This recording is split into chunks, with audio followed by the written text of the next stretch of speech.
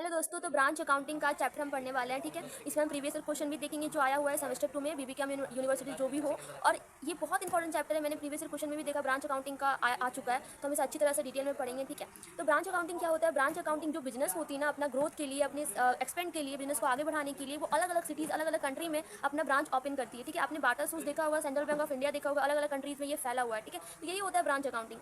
उसके बाद आते हैं हम टाइप्स में। तो यहाँ पे आपके पास दो टाइप का होता है, dependent and independent. Dependent with head office के साथ रहता है और इंडिपेंडेंट आपका विदाउट हेड ऑफिस के साथ रहता है। ठीक है, लेकिन इसका हमें पढ़ना नहीं है, इसी का हमें पढ़ना है। यहाँ पे तो और भी होते हैं फॉर ब्रांच, पर हमें ये सब नहीं पढ़ना है। ठीक है, हम आते हैं डायरेक्टली हम फॉर्मेट में। ठीक है, अब बोलोगे जनरल एंट्री क्यों नहीं पढ़ाई? क्योंकि जनरल एंट्री नहीं आया है प्रीवियस क्वेश्चन में, तो हमें तो फोकस नहीं करना चाहिए, हमें इसमें फोकस करना चाहिए। ठीक है, तो देखो ब्रांच अकाउंटिंग में आपका क्या होता है, पहला तो अपनी जो बैलेंस बिजली में आपका जो स्टॉक होता है, पीडी कैश होता है, जो भी आपका एसेट्स होता है ओपनिंग का, वो आपको इधर लिखना है। और यहाँ पे आपका लायबिलिटी आएगा। ठीक है, यहाँ पे आपका गुड सेंड आएगा, कैश में आपने लिखा क्यों है? क्योंकि आपने एक्सपेंस किया था ना उसका। ठीक है, तो यहाँ पे जो हेड ऑफिस होता है ना, वो सेंड करता है कुछ पैसा एक्सपेंस के लिए। ठीक है, उसके बाद यहाँ पे कैश सेल आएगा, कैश रिसीव फ्रॉम डेटर आएगा, गुड्स रिटर्न आएगा। ओके, और यहाँ पे आपका आएगा प्रॉफिट, यहाँ पे आएगा लॉस, और यहाँ पे आएगा बैलेंस सीडी वाला, क्लोजिंग स्टॉक जितना होता है, जितना एसेट्स होता है यहाँ पे आएगा। ये जनरली किसी काम का नहीं, ये आता नहीं है वैसे भी। ठीक है, अब आते हैं हम एक क्वेश्चन में जिससे आपको पूरा डाउट क्लियर हो जाएगा। तो इलस्ट्रेशन हम आते हैं 5 में, जहाँ पे एक और कंसेप्ट है, बता देती हूँ कि ये वाला जो कंसेप्ट है ये भी आ चुका है। ठीक है, तो इसी का बस गुड्स जो ट्रांजिट होता है ना, गुड्स ट्रांजिट का मतलब क्या होता है? जो रास्ते में माल रुक जाता है ना, जैसे आपने हेड ऑफिस में भेजा ब्रांच को और इसी बीच में यहाँ पे रुक गया, यहाँ पे कोई प्रॉब्लम हो गया, एक्सीडेंट हो गया, किसी भी वजह से due to reason, any reason,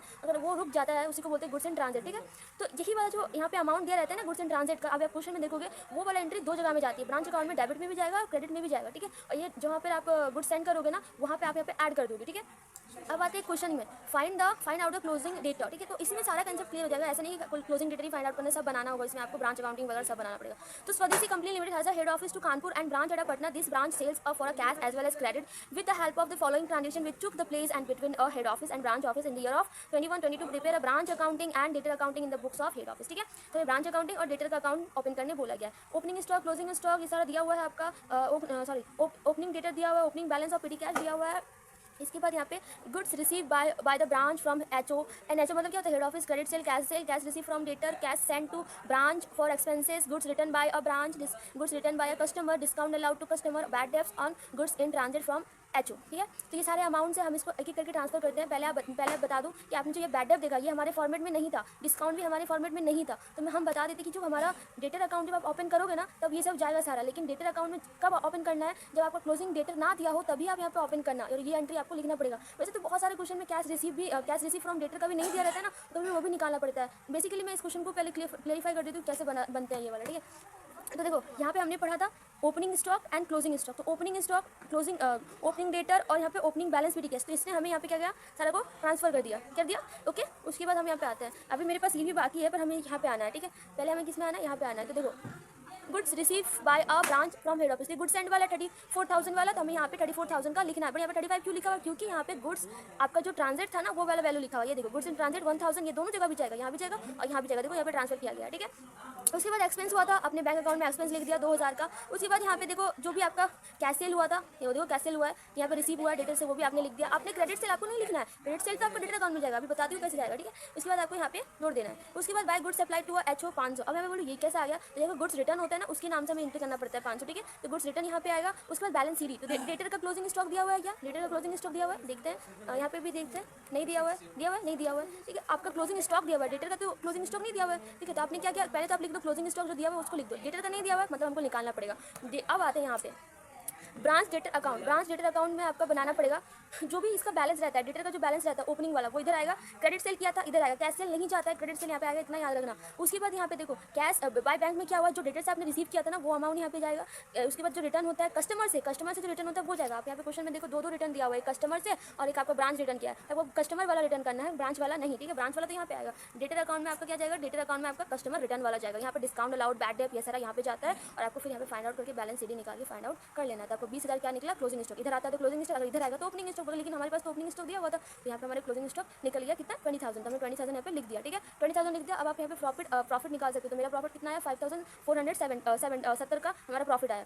ठीक है, लेकिन ये याद रखना है कि जब डेटर अकाउंट ओपन करते हैं ना, तो हमारे पास बैड डेट, डिस्काउंट, ये सारा यहाँ जाता है। कस्टमर जो रिटर्न करता है यहाँ पे जाता है। ठीक है, गुड्स रिटर्न का दोनों जगह पे ट्रांसफर होगा, यहाँ इसमें ऐड होगा, यहाँ पे आपका यहाँ पे आ जाएगा इस जगह में। तो डेबिट और क्रेडिट दोनों में ही आता है।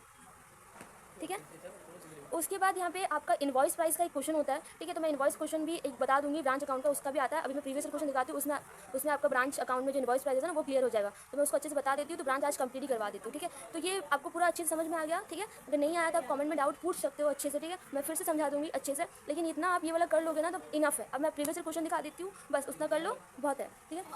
तो देखो मेरे पास है प्रीवियस क्वेश्चन, ये चाहिए, ये है मतलब यहाँ पे है, हाँ ये रहा प्रीवियस क्वेश्चन, ठीक है। तो ये वाला है, कुछ इतना सारा लेक्चर दिया हुआ है हेड ऑफिस मुंबई ब्रांच, ठीक है। यहाँ पे आप देखो 20% इनवॉइस प्राइस में दिया हुआ है, बस इसी का आपको खेला है यहाँ पे, ठीक है, और कुछ नहीं। यहाँ पे क्या बोला है, जितना भी एंट्री है आपको इनवॉइस प्राइस में देना है और ब्रांच अकाउंटिंग प्रिपेयर करना है। तो पहले मैं आपको क्वेश्चन अच्छे से दिखा देती हूँ क्या क्या दिया हुआ है, ठीक है। स्टॉक दिया हुआ है, डेटर दिखा, ओपनिंग स्टॉक, डेटर का क्लोजिंग, मतलब सॉरी स्टॉक ओपनिंग का दिया हुआ है, डेटर ओपनिंग का दिया हुआ है, गुड्स इनवॉइस फ्रॉम मुंबई का है, ठीक है। सेंड वाला रिमिटेड मिला है, कैश सेल मिला है, कैश रिसीव फ्रॉम डेटा भी हमने पढ़ा, ठीक है। उसके बाद हमारे पास क्या है, goods return to head office, cheque receive from Mumbai, wages and salaries, rent वगैरह दिया हुआ है, सेंटेक्स में दिया हुआ है, स्टॉक दिया हुआ है, ठीक है। डेटर का हमारे पास क्लोजिंग स्टॉक दिया हुआ है, मतलब कि हमारे पास क्लोजिंग स्टॉक निकालने की कोई जरूरत नहीं है, क्योंकि यहाँ पे कोई भी क्रेडिट सेल नहीं दिया हुआ है, ठीक है, कोई भी बैड डेब्ट्स नहीं दिया हुआ है, तो इसका मतलब हम नहीं निकालेंगे। दोनों, अगर दोनों दिया रहे ना डेटर अकाउंट में, अगर दोनों ही डेटर अकाउंट में दिया रहे क्लोजिंग स्टॉक और ओपनिंग स्टॉक, तो मतलब अगर दोनों रहेगा तो हम ओपन नहीं करेंगे डेटर अकाउंट, सिंपली हम ब्रांच अकाउंट ओपन करेंगे। तो हम यहाँ पे हमने एंट्री किया, जैसे हमारे पास ओपनिंग स्टॉक था 12,500, यहाँ पे लिख दिया, डेटर का ओपनिंग स्टॉक यहाँ लिख दिया, गुड्स सेंड हुआ था यहाँ लिख दिया, सैलरीज वगैरह सारा बैंक अकाउंट में यहाँ पे ट्रांसफर कर दिया, ठीक है। उसके बाद कैश सेल हुआ था, रिसीव मिला था वो लिख दिया, गुड्स रिटर्न लिख दिया, क्लोजिंग स्टॉक लिख दिया, डेटर का भी दिया हुआ था वो भी लिख दिया। अब आता है इनवॉइस प्राइस में, ठीक है। 25 का इनवॉइस प्राइस था, 25 का आपके पास इनवॉइस प्राइस था, ठीक है। 25 वाला जो इनवॉइस प्राइस था, अब आप याद रखना कि जो भी, ठीक है, जो भी आप गुड्स से रिलेटेड ट्रांजेक्शन कर रहे हो उसी को आपको रिवर्स एंट्री मारना है यहाँ पे 25 में, ठीक है। जो भी आप यहाँ पे गुड्स की ट्रांजेक्शन कर रहे हो, चाहे इधर करो चाहे इधर करो, लेकिन गुड्स से रिलेटेड होने चाहिए। अगर वो आप कर रहे हो तो मतलब आपको रिवर्स एंट्री मारना है, ठीक है। और उसी एंट्री में जिसका आपका रेट दिया हुआ है ना, उसी में आपको रिवर्स एंट्री मानना होगा, मतलब रिजर्व को लोडिंग में मतलब होता है ना, उसको हटाना पड़ता है, ठीक है। जैसे यहाँ पे गुड्स सेंड है, जनरली गुड्स सेंड में लगता है, आपको मैं अच्छे से ट्रिक बता देती हूँ, गुड्स सेंड में लगाना, उसके बाद गुड्स रिटर्न में लगाना, अगर गुड्स रिटर्न दिया हुआ है, गुड्स सेंड दिया हुआ है तो लगाना, क्लोजिंग स्टॉक ओपनिंग स्टॉक में लगाना, ठीक है, और किसी में मत लगाना, यही आता है आपको, और किसी में नहीं लगाना है, इतना याद रख लो। गुड्स रिटर्न जितना, गुड्स सेंड जो है 40,000 का है ना, 40,000 का है ना, तो आप यहाँ पे ट्रांसफर करो। देखो यहाँ पे हमने 40,000 लिखा है, यहाँ पे 25%, 125%, लेकिन इनवॉइस प्राइस में एक्स्ट्रा होता है ना, इसका बहुत अलग कंसेप्ट होता है, पर आप 125 करोगे, ठीक है। 100 मत करना, इनवॉइस प्राइस में लगेगा तो 25/125, ठीक है। और इसको आपको हटा देना, यहाँ लिख देना है। उसके बाद मैंने क्या बोला था, गुड्स रिटर्न में करना, तो गुड्स रिटर्न को यहाँ पे लेके आओ 2400, 25, 125 में इसको हटा दो, ठीक है। उसके बाद हमें क्या करना है, क्लोजिंग स्टॉक को यहाँ से हटा के यहाँ लिख देना है, 25, 125 में 15,000 को हटाना है, ठीक है। उसके बाद ओपनिंग स्टॉक को यहाँ पे ले आओ, ओपनिंग स्टॉक को यहाँ पे लेने के बाद आप अच्छे से इसको 25, 125 में हटा के इसको कर दो, ठीक है। अब इसको ऐड करो, ऐड करने के बाद प्रॉफिट निकाल दो, इतना तो आना चाहिए ना। इसको ऐड करने के बाद यहाँ से आपको माइनस करके प्रॉफिट निकालना पड़ेगा, ठीक है। तो मेनली यही कंसेप्ट होता है। और इनवॉइस प्राइस वाला क्वेश्चन है, ये प्रीवियस क्वेश्चन में आ चुका है, वेरी वेरी इंपॉर्टेंट है, ऐसा टेंशन मत लेना। लेकिन आपको मैं ट्रिक बता रही हूँ कि यहाँ पे आपको गुड्स सेंड में ही लगाना पड़ेगा, opening stock, closing stock, goods send और गुड्स रिटर्न, ये 4 चीज़ आप याद रखना। अगर इनवॉइस प्राइस दिया हुआ है तो आपको रिवर्स एंट्री माननी पड़ेगी, ठीक है। उसी अमाउंट में इनवॉइस प्राइस 25 बोले, 30% बोले, जो भी बोले आपको 30/130 ऐसे करके करना पड़ेगा, ठीक है। तो थैंक यू फॉर वॉचिंग, अच्छा लगे तो प्लीज़ सब्सक्राइब कर देना।